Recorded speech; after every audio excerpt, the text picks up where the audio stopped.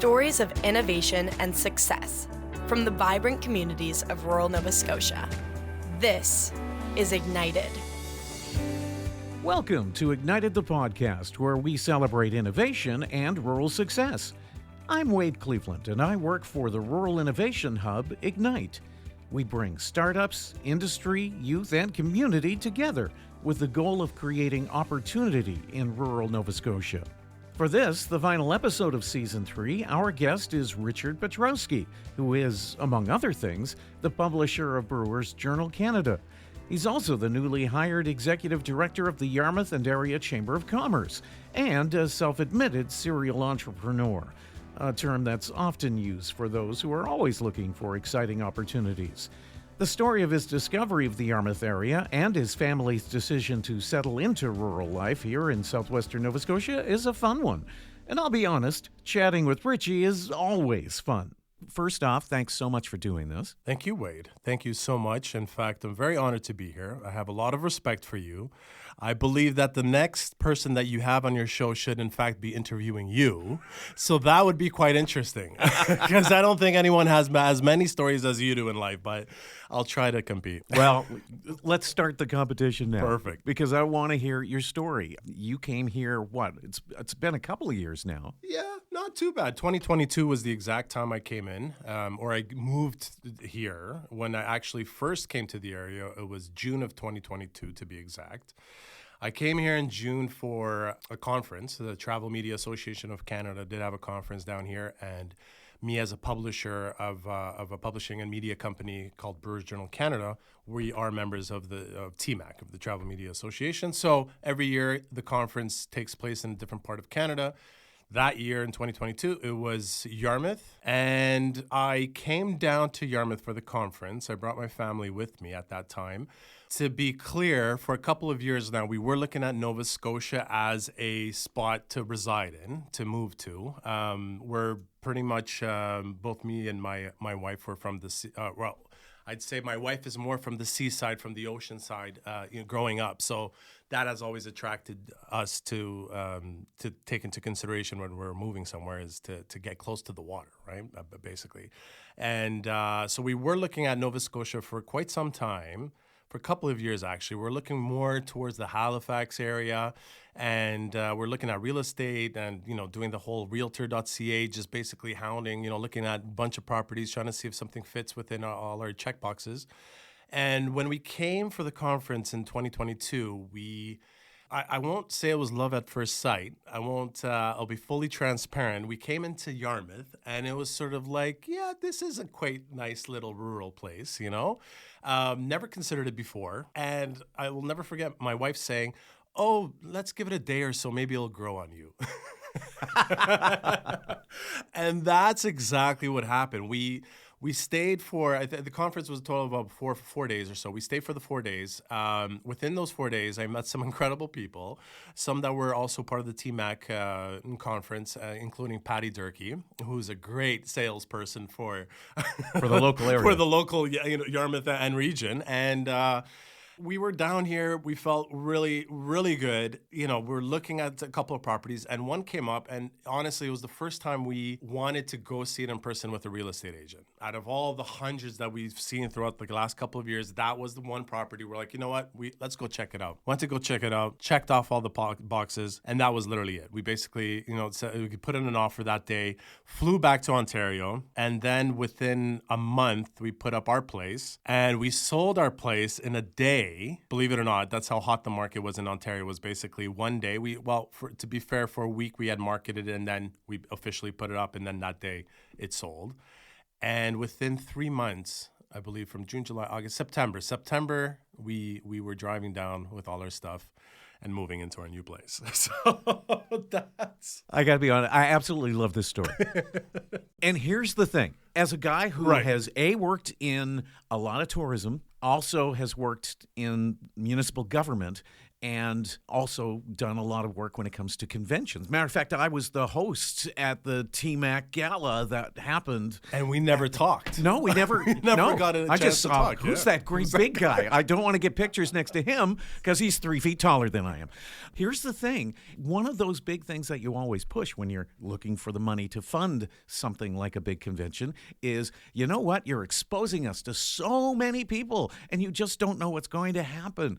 And so from now on, your story is going to be the one that I'm going to spring up there whenever I'm looking for extra money for any given convention that I want to come to town. So thank you.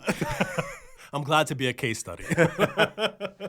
No, you're absolutely right. It's the perfect case study. It was a decision that was made very quickly, and to be fair, it wasn't throwing darts on the wall or anything like that, because I know there are stories like that. There are a lot of people from Ontario that have come here. They've thrown that dart on the wall. They didn't even come, see the property. Nothing, and then they have issues, right? Naturally, right? Yeah. So we weren't like that. It was a decision, but a very quick decision. Honestly, it's been quite a ride since, which we will obviously get into as well, right? So, yeah, for sure. Let's talk about the Brewers Journal. Yes. Because that's what brought you here in the first place. I'm the publisher and producer of the Brewers Journal Canada. When I say producer, it's more of the events that we do to connect the industry. So in a nutshell, we are a media company. We're a niche B2B media company that pretty much has a mandate to connect the suppliers in the craft brewing industry and beyond. We're focusing more now on craft beverages as a whole as well. The producers of those, the craft beverages, so, craft beer, craft cider, small batch wines, and distilling. And our mandate is to connect them with the suppliers in the industry. So those selling hops, ingredients, the brew houses, the equipment, the technology, the software. So that's our mandate. That's why we were founded back into about 2015 now, 2014, 2015 in Canada, with that mandate in mind. Now, I have a background where I'm Canadian born. My family is from Poland, and I had an opportunity where there was a executive MBA program in place put together back in 2007, together with the University of Quebec in Montreal, together with the Warsaw School of Economics in Poland. They had a joint degree program, and so I decided to jump on that, especially for the experience. And something that was supposed to be 16 months in total turned into 7 years living in Europe. That was quite another adventure in itself. Wow, I would think so. Yeah, and you got to remind you, this is Central Europe. This is Poland, Warsaw, 2007, 2 years after they officially entered the EU, so 2005. So you can imagine the opportunities and the bit of a Wild West situation happening, right? It had to be. And that's the thing. I find myself an opportunity seeker at heart. I'm a serial entrepreneur. I sometimes think that that's a bad way of saying it, but that's what it is, right? But at the very least, going back to Europe, I basically finished my studies, made some connections in school. Pretty much, we could go on with these stories because that's one whole world in itself of the things that were happening in Central Europe at the time. But long story short, met some people in while I was studying for my MBA studies. Met some people, got on board with them, got into PR and marketing. That was the first thing I did. So I came on board as a business development director for a PR company that was expanding internationally. So having someone with international experience from Canada was perfect for them at that time, and so they brought me on board. And within that scope, that is a reason. That's the main reason I stayed for a couple of years. That turned into founding a couple of companies in the innovation and technology space while I was down there. So that led to me being in the PR and marketing side of things. That led me to work with a variety of journalists at the time. Because we need to publish stories for a variety of media for our clients, right? So that led me to working with a lot of journalists, and then working with a specific journalist. I formed a great relationship with them, and after a couple of years, they ended up forming a media company in the UK, in London, at which point I helped them with that. And then that media company was focusing on B2B publications, B2B media. So basically, the Brewers Journal was technically born in the UK. And then what I did was when I came back to Canada, I took that whole model and replicated it because I realized there was a need for that at that time when I came back to Canada, which was 2013-14. I realized that was basically there was a big need for that for the brewing community out as it was expanding. I mean, at that point, it was becoming. I think we did across probably 1,000 breweries at that time across Canada, and I realized that the media that they were focusing on and utilizing was media that was coming from the U.S., right? So it was all U.S.-based media that they were. So there was no direct B2B media company. We were the first, basically, to do that. And we are still, to this day, the first and the only media company focusing on such a niche industry, right? And that's what happened. So I brought the whole idea, the whole concept to Canada. We launched over here in 2015. And that's grown into a national publication. So we do the print and digital because we realize the power of digital now. But we also realize that without print, we are nobody. We'll get lost in the whole. We'll get lost with everything else that's digital out there. So our print is a key important element for us to literally be in front of breweries, brewers, brewing professionals, manufacturers, suppliers in the industry all the time, whether it's in the front of their computer screen, on their phone, or in print on their desk, within their brew house. We're there all the time supporting them, right? And giving them valuable resources and material and educational, there's a great educational portion in all of this. And so the print was our first, was our sort of our fundamental aspect was everything relied on the print. Then we grew into the digital space, and then we grew into events as well at the same time as going into the digital space. So now we have a variety of events that we do across Canada, all the way from the West Coast to the East Coast. These are events, again, to bring everyone, all the professionals, all the suppliers within the industry together to network and to listen. They're TEDx-style events that we do, so we don't kind of do the traditional conference trade show idea where it's marketing 101 or anything like that. We look at the future of the industry. We want to get enticing speakers from around the world to come in and just basically talk about the future, right? Because we feel that's more important. And then on top of that, one of our main events for the brewing side of things is the Canadian Brewers Choice Awards. And that I'm very proud of, and that will sort of tie into our chat with, about Ignite and how we got into Ignite over here locally. But that's 4 years running now, and we're sort of the Oscars for the brewing industry. So it's different in the sense that there are a lot of awards out there that recognize the styles of beers, for example, that are out there. But what we do is we recognize the people behind the beers, basically, right? And we also recognize the initiatives that these breweries are working on, such as the sustainability initiatives, community initiatives, right? They're the overall brewing experience, right? We try to basically recognize that and promote that at the same time. And yeah, it's been a blast. I mean, the craft beverage and brewing space in itself has grown so much. It's become such an animal.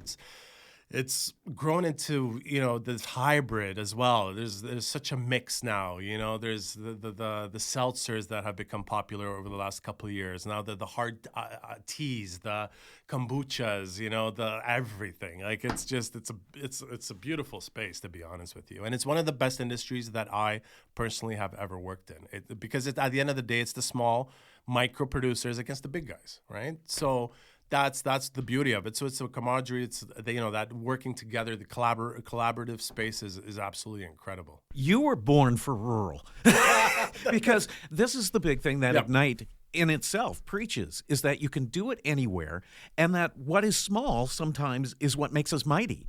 And that's exactly the message that you're giving to the craft beer industry, is the small is what's making you mighty. It's that specialty. It's that ability to do something unique. And that's what I love about craft beer generally. So, I mean, this is fun.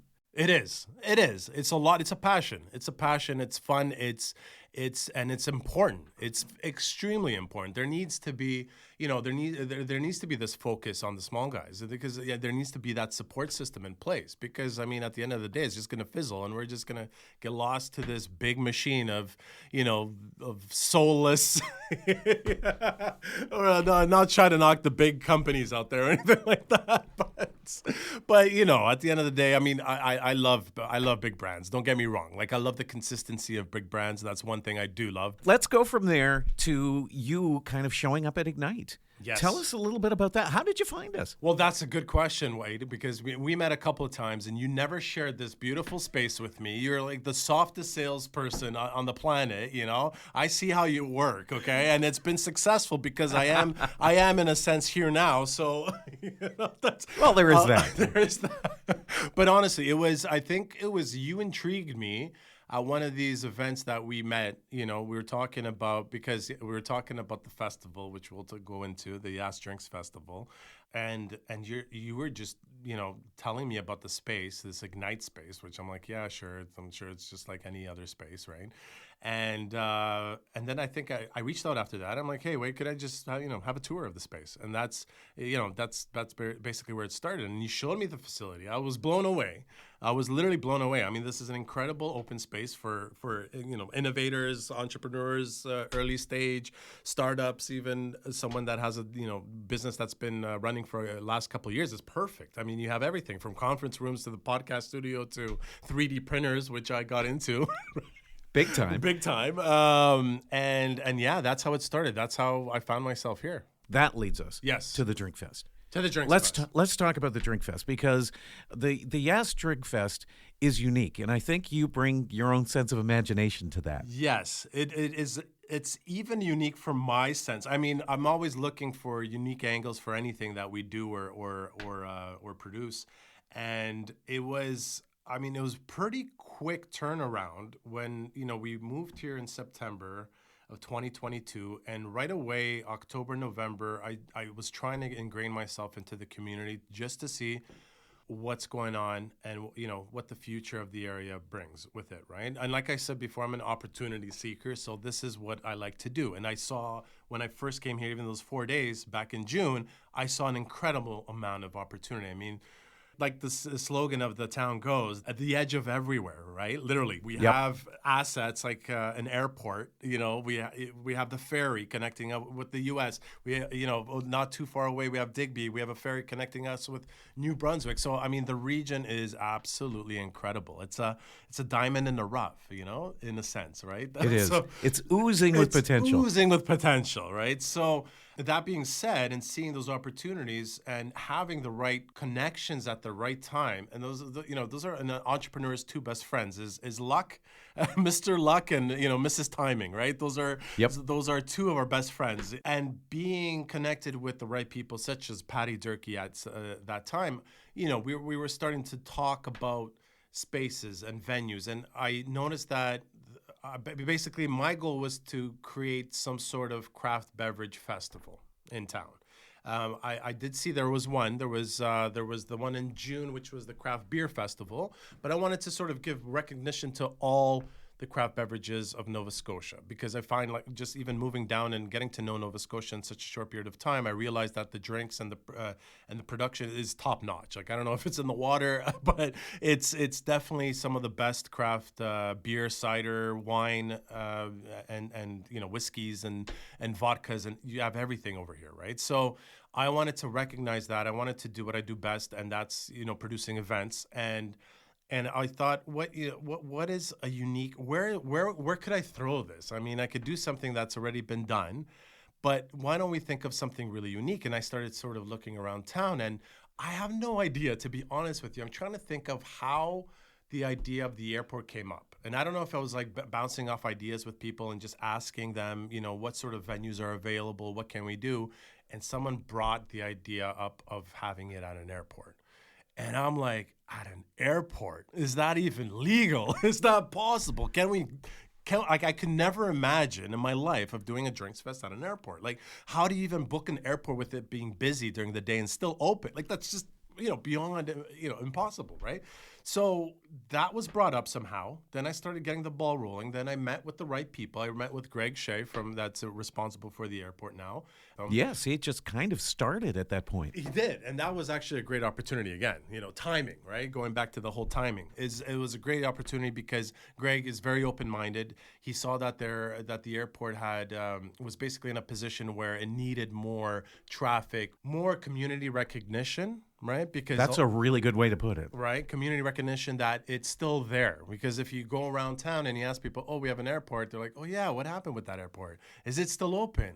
What's going on? What's the future of it? So all of this stuff was happening with the airport. It was a great opportunity. I brought it to Greg. I gave him my idea, basically my blueprint, hoping that he will say yes. He did. Without a doubt, he basically looked at it. It sounded safe to him, safe enough to try out the first time. And so basically he gave me the green light. And that was a quick turnaround. By the time we actually said yes to everything, the airport, that was March, April. So by the time we got all our marketing material ready and all of that, it was probably May, June, we started really pushing it. And this was so it was September 23rd. We planned it for a Saturday. We took over practically the whole airport inside. And then a little portion outside as well that was fenced off. So we wanted to have an indoor-outdoor fest. And our idea was to also kind of keep things responsible. So we broke it up into sessions, and we had 2 sessions. We launched with 2 sessions. We had an afternoon session and an evening session. Afternoon was from 1 to 4:30. Evening was from 6 to 9:30. And we also we tokenized, because I noticed in Atlantic Canada, but this is also shifting as well. There's a couple of festivals I had the chance to check out before I launched this one. In New Brunswick, for example, the Fredericton Craft Beer Festival in March that happens every year. That's an all-you-can-drink festival, and I was surprised at that. Wow! Yeah. Wow! Right? So. Because it's a great festival and nothing has yeah, but that feels dangerous. But it could get dangerous, right? So we broke it up into sessions, and we gave a certain amount of tokens with the ticket sales, and we kind of gauged that as well, because we also allowed for tickets to be purchased if someone ran out of tickets at the actual event. But we realized that we must be giving quite a significant amount of tickets with the ticket sales, because our sales are not, we don't have an incredible amount of extra sales on the tokens, right? So that just proves to us that we're giving a nice safe amount of tickets that everyone's happy with, or comfortable with, right? And yeah, we launched in September. We did in September. It was very successful. Afternoon session was a little quieter. Evening session was pretty much sold out. And we pretty much, we cemented it as an annual festival, an event, right? And the beauty about this is that if anyone out there listening to this podcast has a plane or access to a plane, can actually fly into this festival. So we are officially Canada's only fly-in drinks fest. All right, let's pause there just for a second. Do you know how many people came up to me at the time and said, I had no idea this place looked like this. I imagined it in a broken down old place. The actual airport itself is beautiful. It's wonderful there. So there's that. And then when you did the supplement, you did the one this year. In March, yep. The correct. Wine, it was more of a wine and spirits. Sort of, defrost fest. Exactly. Yep. When the reporter covered it for Saltwire and it came out as Canada's only fly-in drink, I thought, you are a genius. because even if nobody did, that potential now lives there. Exactly. And we had, I think there was one plane that did fly in when we launched in September, because we do have a photo of a plane there and the pilot inside the plane. And that was the photo that was used by Saltwire as well for that. Exactly. So that was perfect. But again, for non-commercial flights, there's no landing fees. If you're a pilot, it might sound a little pretentious or, posh even to think of, fly-in fest. But at the end of the day, all these pilots are enthusiasts, and they have access. Either they own one or they rent one or their friends have one. And they're always looking for something interesting to fly into. They'll do, they'll fly in just for burgers and fries, if it's a new destination that they haven't flown into. So, I mean, from a tourism perspective, I think it's incredible. It's unique. It's, we offer both an alcoholic and non-alcoholic craft beverages. So if you want to fly in your single flyer, you can have the non-alcoholic options. They're great. You know what I mean? You could get to meet the vendors. You could talk a little bit more about them. If you have more, than one pilot, then, that you share that responsibility. But it's a great and unique, I don't even know what to call it, experience. It is just that. It's just that, right? Yeah. It's 100%. It's yeah. I know there are fly-in festivals that are sort of more, air shows and things like that. And you see that, and we possibly could be the only fly-in drinks fest in all of the world. I haven't been able to really, dig deep on that one yet, even though I tried. But yeah. I mean, what a great way to promote the region. At the same time all this is going on, one of the things that I'm doing as part of Ignite and kind of in association with the YASTA, the Yarmouth and Acadian Shores Tourism, is building up that yachting experience. Yes. And it's almost exactly the same idea. Come in, join us, have this wonderful experience, and then you can come back and you can leave, and it gives you that whole option. This, I thought, was an incredible opportunity that we're just now starting to be able to kind of reap the benefits of. I think this is going to grow exponentially over the next few years. I agree with you 100%. And I mean, even with the whole yachting perspective, I mean, how great is it just to see these yachts coming in and just taking that, 15, 20 minutes and having a glance at them? I mean, I love it. I do honestly love it. I think that, the engineering behind some of these yachts is incredible to look at. And the same thing with even aviation. I mean, we're trying for this next edition as well. We're trying to get some of the locals that have planes in the hangars to bring out the planes as well and just have them lined up on the tarmac so that when you're outside, having a drink, you could have a look at some of the planes. So from that perspective, every perspective, it just works. It works really well. At Ignite, we have some amazing programming aimed at youth.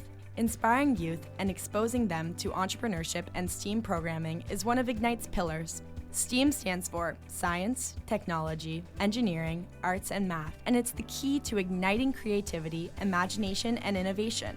From our $100 Entrepreneur Challenge summer camps, our Up and Atom Science and Sports summer camps, our Igniting Creativity in Arts and Music series of events, to game creation and more, we are helping to build future innovators in our rural communities. For more information and to sign up for our events newsletter, visit igniteatlantic.com. Let's talk about some of the other stuff that you're up to. What are you up to? Because you have a whole bunch of things going on. Right. So now I have to be clear. I do have people working with me, a good team that's working with me. It's not just me, that ties in how I can be a part of the chamber, which we'll go into, right? So they're definitely helping me with the publishing side. See, the publishing and event side is great because I have a nice team that are also freelancers, so they're able to work with me. They're able to work on other projects as well. And we don't need them all in one physical location all the time, right? So they're scattered. We have two people out of Toronto, Mississauga. We have a person out of Petawawa, and we have our editor, Tim, for example, and he's based in London, UK, and he works on both the Brewers Journal Canada publication and the Brewers Journal in the UK. So, we have and then we have a local team here. We have Natasha that's working with us here on the Yas Drinks Fest side of things, right, over here at Ignite. So that's great. And so basically, the publication, the craft beverages, that's my passion. That's where I want to grow within that space. And so everything is involved in that. I do also sit on I'm a director of a company that is a newly launched design company. So front end and back end, it's called DaVinci.io.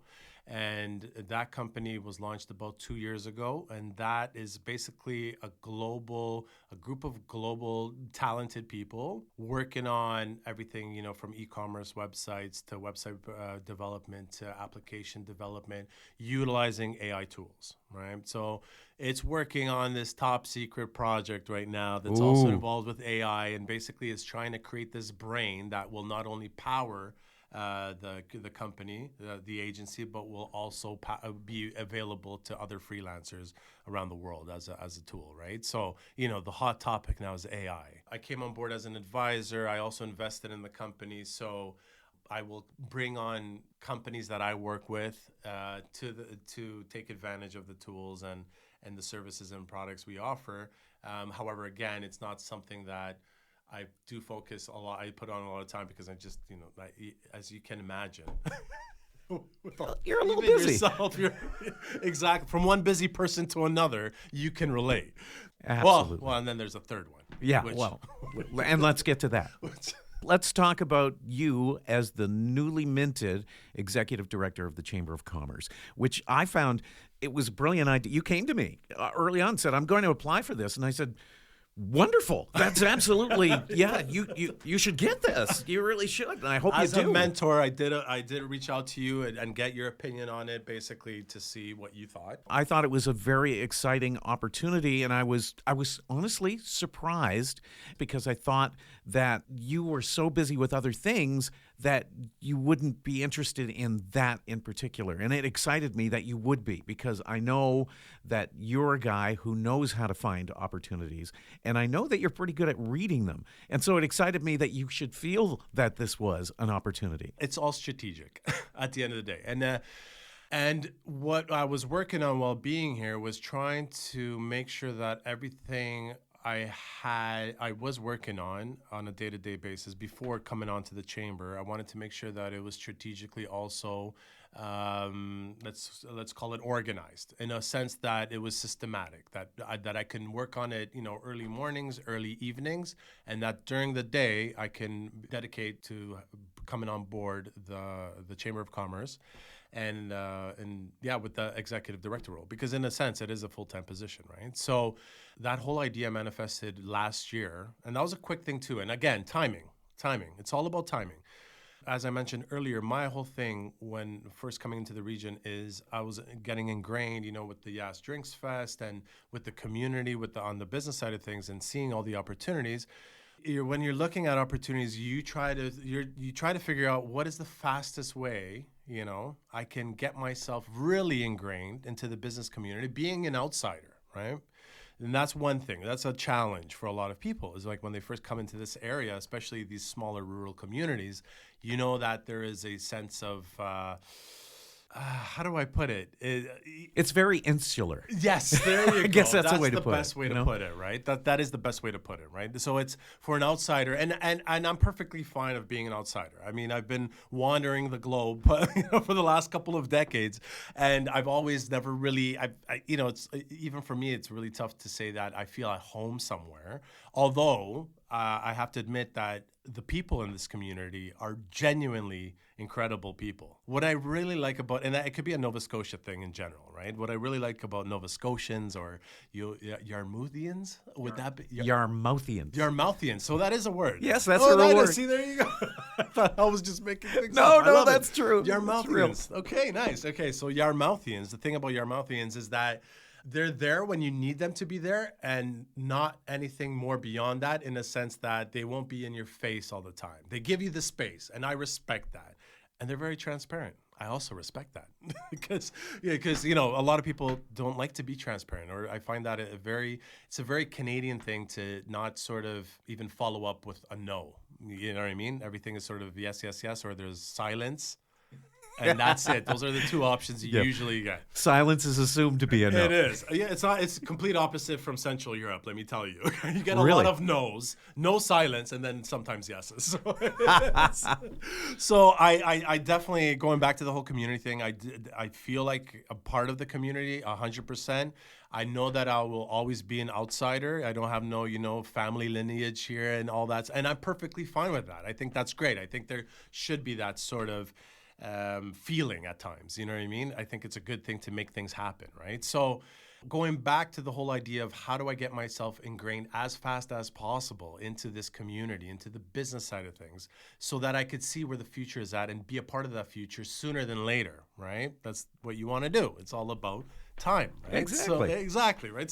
So I pondered this idea and I thought, what else can I do beyond what I'm doing already, right? I was asking certain people about this, mentors that I like to call local mentors. And the one thing that came up all the time was they were thinking about it, pondering, and they said, yeah, an executive director position with the chamber would probably be the best thing for you. And at the time, I was thinking about this September. This was sort of August, September. This was after the first edition of Yes. I was pumped up, Yes Drinks Fest was a great success. What do we do now? What's next? How do we get in? So it was September. It was right after Yes Drinks Fest that this started getting in my mind. And the opportunity, there was some talks about the fact that the previous executive director was thinking of walking away, because we all probably know in the community how great and how much that person's business has grown. He wasn't able to take on that role anymore, right? So there was talks of that. So again, timing was perfect. And that's when I thought, okay, I am going to apply. And that's why I spoke with you about it, what you thought the idea was. And I spoke to Patty. I spoke to a lot of other mentors, and they said, "Yeah, do it. This is the best way." They all agreed, and so I took the plunge, or took the dip, whatever you want to call it, and sent in my application, sent in my resume, and did the whole interview process and everything. And in the meantime, because it was some time from, I think I sent in all the paperwork in December, and then the position was confirmed in April. So within that time as well, I was working on, basically organizing the structure of my business so I could come on board and dedicate that time to the chamber, right? So that is where I am at now. As we record this, Yes. it's early days, Yes. super early days. But what do you see your role as being within the chamber? Like, how does this work? What are your plans? Yes, good question, Wade. Very good question. So my plans is to really grow the chamber. First and foremost, I want to reach out to all the members. This gives me the opportunities to really reach out to all of the current members, all of the past members, any other new potential members, and really get to know them, find out what they expect from the chamber, what their expectations are moving forward, what are the ways we can work together to help each other grow. Because at the end of the day, I want to see success from every angle in this community come together. So, all the missing pieces come together, find out what are the questions people have, if their questions are getting answered, how we can help answer those questions. And honestly, to just move forward and make this community grow at the end of the day. I understand there's a balance that always has to sort of be maintained, right? Because there's a lot of people that come in, and I might be sounding like that right now, but so I have to take a step back, because I know there's a lot of people, from like Toronto that will come here, and they have this, fast. They got to get things done right away, and this and that. And I understand that, but at the same time, I do understand the rural community. Even though I was living in cities my whole life, I did have a good chunk of my life living out in a rural community in Ontario. So I understand the history of rural communities, right? And I don't want to just come in, barge in, and just make all these changes and just make this place grow and just be busy. I'm not looking at that at all, because I'm living here as well. I'm not an outsider that this is my sort of, second or third home, and I'm just not caring about the local community, right? And I just want it to be busy. No, I want to also still keep that rural feeling, that, that little hidden gem, and just come in with this sort of balanced approach, that's a little bit faster than what the regular pace would be, right?